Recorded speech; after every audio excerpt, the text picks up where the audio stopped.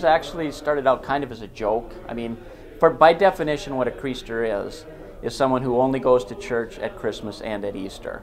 And clearly most of us here, in fact all of us here, really aren't Chreasters, and our only chance of being a Chreaster is to join the Chreasters. When Paul Kane set out to form the Chreasters, an all-men singing group at his parish, St. Hildegard's in Menoken, it took a bit of convincing to get people on board.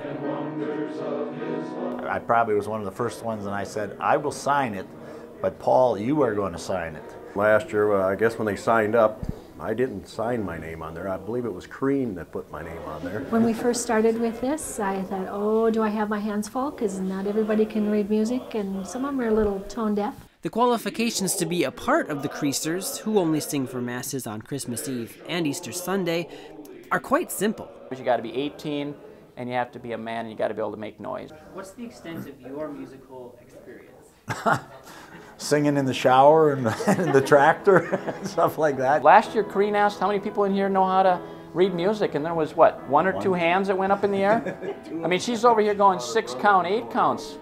We're like, what are the words? We don't even know that there was more than one verse. Verse 2. By the time we got done with the last practice, even Father was impressed with what we saw. One of the ladies who's been coming to this church for years and years and years, it was one of her families that actually helped start this church, was sitting next to my wife, and when we got done doing our silent night at the end, she was weeping, and she leaned over to my wife and she said, I'm sorry, but that was just so beautiful. Now the Chreasters have grown in numbers, are impacting the parish, and serve as a model of what it means to share your faith. I was looking around, and we have the same ladies that sing every single week up here. I think it's important for the men because we're the first ones to shy away from any singing. It's fun to see the men step up to the plate. You know, you wonder if it makes a difference, if it's even worth doing. I mean, this is a lot of fun, and after we get done, we have some fellowship. When you're a spouse, or you're a child, or even a parent who sees your children, or your dad, or your husband up there, I mean, I think it's kind of moving, because I will tell you, this is not easy for any of us. I mean, you look around out here. You know, we're farmers, we're ranchers, we're business people. We're here to have fun. It isn't.